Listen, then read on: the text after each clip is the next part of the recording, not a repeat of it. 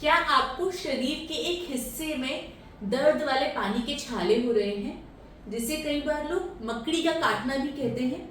इसमें कोई मकड़ी नहीं काटती, बल्कि ये एक वायरल इन्फेक्शन है जिसे हर्पीज ज़ोस्टर कहते हैं। नमस्ते, मेरा नाम है doctor Shankila Mittal, MBBS MD dermatology Maulana Azad medical college से, और आज मैं आपको बताऊंगी हर्पीज ज़ोस्टर वायरल इन्फेक्शन के बारे में। हर्पीज ज़ोस्टर एक वायरल इन्फेक्शन है जिसमें शरीर के एक हिस्से में, एक नस में पेनफुल पानी के छाले निकल जाते हैं। ये चिकनपॉक्स वायरस, वारिसेला ज़ोस्टर वायरस की वजह से होता है। जब बचपन में हमें चिकनपॉक्स का इन्फेक्शन होता है तो वही वायरस जाकर हमारी नसों में सो जाता है, और बड़े होकर जब शरीर कमजोर पड़ता है, किसी कारण से शरीर की इम्यूनिटी कम होती है, तो उस समय ये वायरस एक नस में जाग उठता है और एक या दो नस के अंदर पानी के छाले बनाने लगता है। और क्योंकि ये नस में निकलता है तो इस वजह से छालों में बहुत ही दर्द और झंझनाहट होती है। इस वीडियो में मैं आपको बताऊंगी कि हर्पीज ज़ोस्टर किन लोगों में निकलने के चांसेस ज्यादा हैं। हर्पीज ज़ोस्टर निकलने पे क्या ये एक इन्फेक्शन दूसरे इंसान पे फैल सकता है, और इससे बचने के लिए हम क्या करें? क्या अब ऐसी कोई दवाई अवेलेबल है जिससे आप हर्पीज ज़ोस्टर को होने से रोक सकते हैं? और साथ ही हर्पीज ज़ोस्टर में आप नहा सकते हैं कि नहीं, और कुछ छोटी छोटी चीजें जिनका ध्यान रखना जरूरी है। तो सबसे पहले बात करते हैं वो कौन लोग हैं जिनमें हर्पीज ज़ोस्टर होने का रिस्क सबसे ज्यादा है। अगर आपकी एज 50 ईयर्स से ज्यादा है, या किसी कारण से आपकी इम्यूनिटी कम है, अगर आपको डायबिटीज की प्रॉब्लम है, आपके स्टेरॉइड्स चल रहे हैं, या कोई भी ऐसी दवाई चल रही है जो इम्यूनिटी को कम करता है, तो उसकी वजह से हर्पीज ज़ोस्टर होने का रिस्क आप में आम आदमी से ज्यादा हो सकता है। किसी कारण अगर आपकी न्यूट्रिशन कम है और न्यूट्रिशनल डेफिशिएंसीज हो रही हैं, आपका ट्रांसप्लांट हुआ है और उसके लिए दवाइयां चल रही हैं, या फिर आप बार बार बीमार पड़ रहे हैं, बुखार आ रहा है और स्ट्रेस में है, तो इस वजह से भी शरीर की इम्यूनिटी कम हो जाती है और आपको हर्पीज ज़ोस्टर होने का रिस्क बढ़ जाता है। तो क्या लक्षण है जिससे हमें पता चलता है कि किसी को हर्पीज ज़ोस्टर हो रहा है? हर्पीज ज़ोस्टर 3 फेजेस में होता है। सबसे पहला फेज, जिसे हम प्री हर्पेटिक न्यूरैल्जिया कहते हैं या फिर प्री इरप्टिव फेज, ये वो फेज है जिसके अंदर कोई छाले नहीं आते, जबकि मरीज को सिर्फ जिस हिस्से में हर्पीज निकलने वाला है उस हिस्से में दर्द होता है, जैसे कि कमर में, चेहरे के ऊपर, कान के अंदर मरीज आते हैं और उनको सिर्फ दर्द या नसों में झंझनाहट हो रही होती है। इस स्टेज में काफी बार लोग मिस कर जाते हैं कि उनको हर्पीज हो रहा है, और वो कमर के दर्द के लिए फिजियोथेरेपी या फिर बाम लगाना शुरू कर देते हैं। इसे सही समय पर पकड़ना जरूरी है। अगर आपके शरीर में एक तरफ, एक हिस्से में बार बार दर्द और झंझनाहट हो रही है, जो 1, 2 या मैक्सिमम 1 से 10 दिन तक चल सकता है, तो ये हर्पीज का लक्षण हो सकता है। इसके बाद सेकेंड स्टेज होती है जिसको हम मेन इरप्टिव फेज कहते हैं, जिसमें पानी के छाले आते हैं।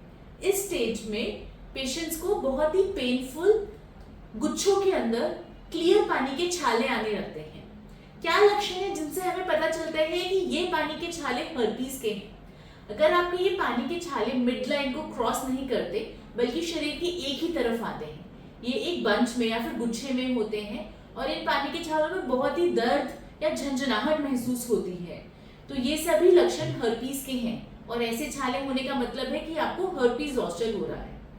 हर्पीज ज़ोस्टर की इस स्टेज पर इमीडिएटली दवाई शुरू होना बहुत ही जरूरी है। आइडियली हर्पीज ज़ोस्टर के छाले आने के 24 से 48 घंटे, यानी 1 से 2 दिन के अंदर ही आपकी एंटीवायरल मेडिकेशंस जो हर्पीज को रोकती है वो शुरू हो जानी चाहिए, ताकि जो हर्पीज के छाले हैं वो जल्दी से जल्दी बैठे और नसों को कम से कम डैमेज करें, और बाद में आपकी नसें खराब होकर पोस्ट हर्पेटिक न्यूरैल्जिया यानी नसों में दर्द ना बैठे। तो अगर आपको ऐसे कोई लक्षण दिखाई देता है तो इमीडिएटली डर्मेटोलॉजिस्ट को दिखाएं और हर्पेटिक मेडिसिन स्टार्ट करवाएं, ताकि आपका हर्पीज कंट्रोल में आ सके। तो जब आपको हर्पीज ज़ोस्टर के छाले निकल रहे हैं तो पहले 1 से 2 दिन के अंदर आपकी एंटीवायरल मेडिकेशन स्टार्ट हो जानी चाहिए। अगर आप एंटीवायरल मेडिकेशन समय पर शुरू करते हैं तो आपका हर्पीज के छाले भी जल्दी सूखते हैं, साथ साथ नसें डैमेज नहीं होती और नसों में दर्द नहीं बैठता।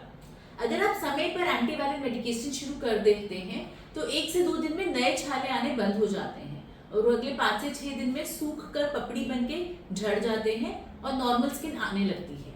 अगर आप दवाई लेट शुरू करते हैं तो 5 से 6 दिन तक नए छाले आ सकते हैं, और जो हर्पीज है वो और बड़े हिस्से में फैलने लगता है। अगर आप दवाई नहीं भी लेंगे तब भी 7 से 10 दिन, मैक्सिमम 21 दिन में छाले सूख ही जाते हैं, अनटिल अनलेस उनमें सेकेंडरी इन्फेक्शन हुआ हो। पर नसों का डैमेज होने का रिस्क ज्यादा रहता है, जिसकी वजह से नसों में दर्द बैठ जाता है, और इसी वजह से टाइम पर आपको एंटी हर्पेटिक मेडिकेशन शुरू करना जरूरी है। साथ साथ जब हर्पीस के छाले निकल रहे हैं उस समय पर न्यूट्रिशन पे अच्छा ध्यान दें और हाई प्रोटीन डाइट दें, थोड़ा रेस्ट ले और लिक्विड्स का इंटेक अच्छा रखें ताकि आपकी रिकवरी जल्दी हो। इसके बाद थर्ड स्टेज आता है जिसको हम पोस्ट हर्पेटिक स्टेज कहते हैं। ये वो स्टेज है जिसके अंदर आपको हर्पीस के बाद के कॉम्प्लिकेशंस हो सकते हैं। जिन लोगों की उम्र ज्यादा होती है, यानी 50 to 60 अबव होते हैं, या उनकी इम्यूनिटी बहुत ही कम होती है, उन्हें डायबिटीज होता है, उन लोगों में हर्पीस के बाद नसें डैमेज होने का और उसकी वजह से नसों में दर्द बैठने का रिस्क ज्यादा होता है। तो हर्पीस ठीक होने के बाद काफी बार लोगों को नसों में दर्द होने लगता है, जो हर्पीस ठीक होने के 1 महीने, कभी कभी 3 महीने या कभी कभी कुछ महीने से कुछ साल तक भी रह सकता है, जिसे पोस्ट हर्पेटिक न्यूराल्जिया कहते हैं। तो आपको हर्पीस ठीक होने के बाद नसों में दर्द ना बैठे, उसके लिए नर्व स्ट्रेंथनिंग के लिए कुछ नर्व स्ट्रेंथनिंग मेडिकेशंस भी लेना जरूरी है। और अगर नसों में दर्द बैठ ही चुका है तो उन्हें जरूर शुरू करें ताकि नर्व्स की रिकवरी जल्दी हो और नसों का दर्द बैठे नहीं और वो जल्दी ठीक होने लगे। नर्व स्ट्रेंथनिंग के लिए कुछ मेडिसिन आती हैं जिनमें B12 होता है, प्रीगाबालिन या गाबापेंटिन होता है, कार्बामेज़ेपिन आता है, नॉरट्रिप्टेलिन, एमिट्रिप्टिलिन जैसी मेडिकेशंस अवेलेबल हैं जो नर्व्स को स्ट्रॉन्ग करती हैं और नर्व्स के दर्द को कम करने में मदद करती हैं। इसके साथ साथ कुछ पैच भी अवेलेबल हैं जो हमें पेन रिलीफ में हेल्प करती हैं ताकि हम दर्द बर्दाश्त कर सके और हमारी नर्व्स की रिकवरी जल्दी हो। अगर इन सब चीजों को करने के बाद भी नसों का दर्द नहीं बैठता है तो इसके लिए नर्व ब्लॉक के इंजेक्शन भी अवेलेबल है। नर्व ब्लॉक के इंजेक्शन उस हर्पीस की नस में दिए जाता है जो स्किन के ऊपर ही दिए जाते हैं। वो लोकली जो नसें हैं जो इरिटेट हो रही हैं उनको नम कर देता है ताकि आपको झंझनाहट, बर्निंग सेंसेशन, इचिंग या पेन नस में नहीं हो और रिकवरी जल्दी हो सके। अब मैं इसके बाद बताऊंगी एक बहुत ही कॉमनली पूछा हुआ क्वेश्चन। पेशेंट मुझसे पूछते हैं कि अगर उन्हें हर्पीस ज़ॉस्टर हो रहा है तो क्या वो नहा सकते हैं? तो बिल्कुल, हर्पीस ज़ॉस्टर में रेगुलरली नहाना बल्कि जरूरी है ताकि छालों में इन्फेक्शन ना हो और पस ना बने। साथ ही आप नहाने के पानी में पोटेशियम परमैंगनेट KMnO4 भी ऐड कर सकते हैं। इसे बिल्कुल हल्का सा ऐड करें ताकि एक हल्का गुलाबी रंग का पानी बने और उससे नहाएं। ये इन्फेक्शन को होने से भी रोकता है और छालों को जल्दी सूखने देने में मदद करता है। इसके अलावा पेशेंट्स बहुत कॉमनली पूछते हैं कि क्या हर्पीस ज़ॉस्टर इन्फेक्शियस है और उनके मरीज से दूसरों को भी हर्पीस ज़ॉस्टर फैल सकता है। हर्पीस ज़ॉस्टर डायरेक्टली इतना इन्फेक्शियस नहीं होता और आइडियली उस मरीज को दूसरे मरीजों से अलग रखना जरूरी नहीं होता। पर अगर घर में कोई ऐसे लोग हैं जिनकी इम्यूनिटी बहुत कम है, जैसे उन्हें डायबिटीज है, स्टेरॉइड्स चल रहे हैं या प्रेगनेंसी है, तो उन्हें हर्पीस ज़ॉस्टर के पेशेंट से वायरस फैल सकता है। एंड इंटरेस्टिंगली उन्हें मरीज से हर्पीस ज़ॉस्टर नहीं होगा बल्कि चिकन पॉक्स वायरस होने का रिस्क है। तो इसलिए थोड़ा सा दूरी बनाए रखना अच्छा रहेगा, स्पेशली अगर घर में किसी की इम्यूनिटी कम है। और डायरेक्टली छालों को छूना अवॉइड करें क्योंकि डायरेक्टली छालों को छूने से वायरस फैल सकता है और बाकी लोगों को चिकन पॉक्स होने का डर रहता है। अब मैं आपको एक बहुत ही जरूरी बात बताऊंगी कि आज के समय में आप हर्पीस ज़ॉस्टर वायरस की इन्फेक्शन से बच सकते हैं। जी हाँ, अब हर्पीस ज़ॉस्टर के लिए इंडिया में वैक्सीन अवेलेबल है जिसे अगर हम समय पर लगवा लें तो आप इस वायरस से बिल्कुल 100% बच सकते हैं। और गलती से अगर इन्फेक्शन हो भी जाए तो वो बहुत ही माइल्ड होता है और आप हर्पीस ज़ॉस्टर के साथ साथ उसके होने वाले पेन से भी बच सकते हैं।